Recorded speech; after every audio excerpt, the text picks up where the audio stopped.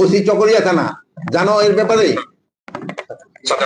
আরে আজকে উইথড্র করো, আর কোনো কিছু না, আজকে উইথড্র করো।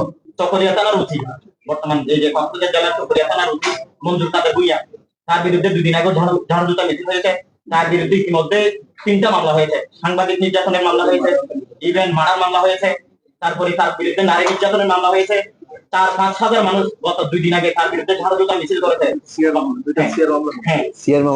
এত বিতর্কিত হওয়ার পরও হাফিজ কই ওই ডিভিশনাল কমিশনার চিটাগাং মিলাও দেখি।